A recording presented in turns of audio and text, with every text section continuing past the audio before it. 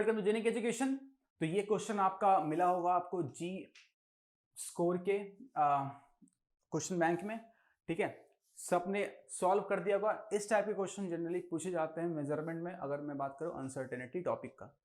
Okay, तो ये एक बेसिक सा क्वेश्चन है, लेकिन ऐसे क्वेश्चंस आ सकते हैं, तो जो भी स्टूडेंट्स को नहीं पता कैसे ये सॉल्व होगा, तो here it is.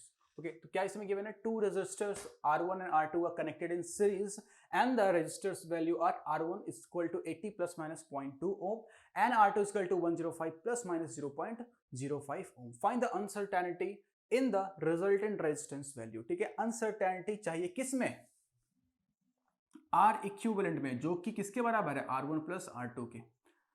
Okay, clear है। तो हमेशा ध्यान रखना, यहां पर जो गिवन है R1 is equal to 80 plus minus 0.2 ओम, यहाँ पे 80 क्या है, ये होता है आपका मीन वैल्यू, ठीक है। मतलब कि R1 का बहुत सारा रीडिंग लिया गया होगा और एक मीन वैल्यू फाइंड आउट किया होगा, राइट। इसके बाद जो आपके पास 0.2 ओम है, ये क्या है, इसका अनसर्टेनिटी। ओके, ध्यान रखना, this is not limiting error, ठीक है, this is not limiting error and this is not true value, this is the mean value and this is uncertainty. Okay, अगर लिमिटिंग एरर रहता तो अलग तरीके से ये बनता, लेकिन ये अनसर्टेनिटी का क्वेश्चन है तो एक अलग तरीके से बनेगा। सिमिलरली R2 भी आपके पास गिवन है, कितना गिवन है, 105 प्लस माइनस 0.05 ओम। ओके, क्लियर है, समझ में आ गया। तो चलो उसको सॉल्व करते हैं। तो आपके पास अगर अनसर्टेनिटी R1 में गिवन है, मान लेते हैं अनसर्टेनिटी कितना, W R1 कितना गिवन है, 0.2 ओम। और ये ध्यान रखना, इसमें परसेंटेज में नहीं गिवन है, इसमें सिर्फ ओमेगा R1 गिवन है, अनसर्टेनिटी इन R1। ओके, सिमिलरली आपके पास क्या गिवन है, अनसर्टेनिटी इन R2 कितना गिवन है, 0.05, तो 0.05 ओम। अब हमारे पास क्या चाहिए, किसमें अनसर्टेनिटी चाहिए, R इक्विवेलेंट में। R1 में गिवन है, R2 में गिवन है कुछ अनसर्टेनिटी, तो ऑब्वियस ही बात है, अगर R इक्विवेलेंट R1 और R2 पे डिपेंड कर रहा है तो R इक्विवेलेंट में भी कुछ अनसर्टेनिटी आएगा। क्यों, क्योंकि R1 R2 में भी कुछ है, समझ में आ रहा है ना, कुछ अनसर्टेनिटी है। तो उसको कैसे सॉल्व करते हैं, तो अगर मैं बात करूं omega R equivalent uncertainty in this, तो ये क्या होता है, root under partial differentiation of R equivalent with respect to R1 into uncertainty of R1 का होल स्क्वायर प्लस दो वेरिएबल, यहां वेरिएबल इन द सेंस दोनों में अनसर्टेनिटी, अगर दूसरे में अनसर्टेनिटी नहीं होता तो इधर कोई भी टर्म नहीं आता। क्यों, क्योंकि अगर तुम पार्शियल डिफरेंशिएट करते तो जीरो आया था, लेकिन यहां पर जीरो नहीं आया क्योंकि इसमें भी कुछ है, यानी कि ये भी एक वेरिएबल है। तो ठीक है, इसको भी निकालते हैं। R इक्विवेलेंट को मैंने डिफरेंशिएट कर दिया with respect to R2 into omega R2 का होल स्क्वायर। ओके, क्लियर है। अब बस आपको क्या करना है, इसको डिफरेंशिएट करना पहले बार में विथ रिस्पेक्ट टू R1। अगर पार्शियल डिफरेंशिएशन करते हो किसी एक वेरिएबल के टर्म में, तो बाकी सब जितने भी वेरिएबल है सब क्या होता है, कांस्टेंट ट्रीट होता है।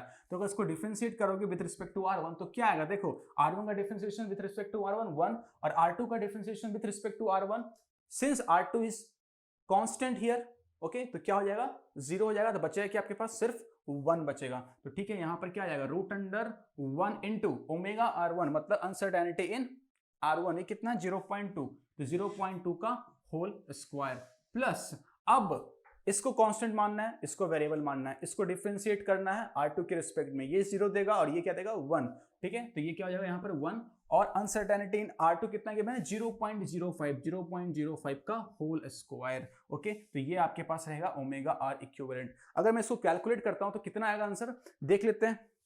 ओके, फटाफट आप लोग भी कैलकुलेट करो और देखो इसका आंसर कितना आ रहा है 0.2 का स्क्वायर 0.04, ओके, ये कितना आएगा 0.04 रूट अंडर 0.04 प्लस आपके पास क्या है 0.05 का स्क्वायर।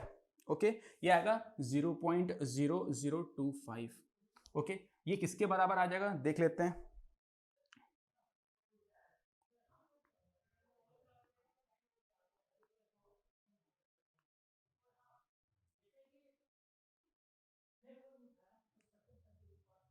तो ये आपके पास आ रहा है कुछ 0.206, ठीक है।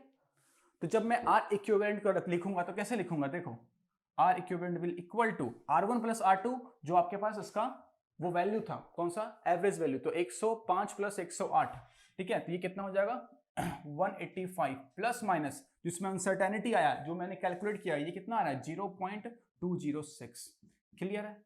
अगर मुझसे पूछता है इसका बताओ अनसर्टेनिटी परसेंटेज क्या होगा, ठीक है, अनसर्टेनिटी परसेंटेज क्या होगा, तो कैसे निकालेंगे, बहुत ही आसान है, जो अनसर्टेनिटी आया अपॉन जो आपका इसका वैल्यू 185 है इनटू 100 कर दो, ये इसकी परसेंटेज में आएगा। तो कभी कभी ध्यान रखना परसेंटेज में भी गिवन देगा अनसर्टेनिटी, डायरेक्टली आपके पास अनसर्टेनिटी का वैल्यू नहीं रहेगा। तो इसका वैल्यू कितना आने वाला है 0.206 डिवाइडेड बाई 185 इंटू 100, तो ये आ रहा है आपके पास 0.11%, 0.11%, ठीक है। तो ये क्या निकला आपका परसेंटेज अनसर्टेनिटी।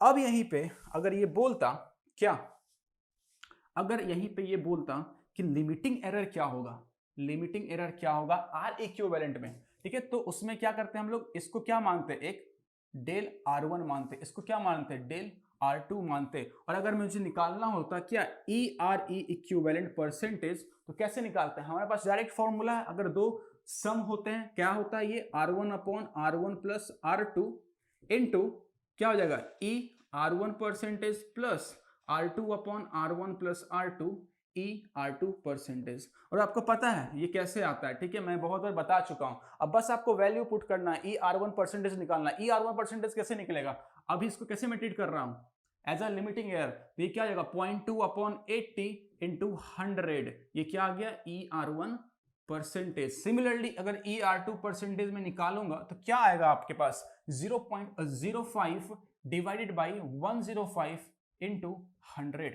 अब बस R1 और R2 का वैल्यू आपको गिवन है 80, 105 पुट कीजिएगा, आपके पास आ जाएगा percentage limiting error in are equivalent. तो आप देख सकते हैं दोनों फॉर्मूला कैसे चेंज कर रहे हैं, ठीक है, अनसर्टेनिटी के केस में कुछ और होता है और लिमिटिंग एरर के केस में कुछ और होता है, तो इसका आपको हमेशा ध्यान रखना है।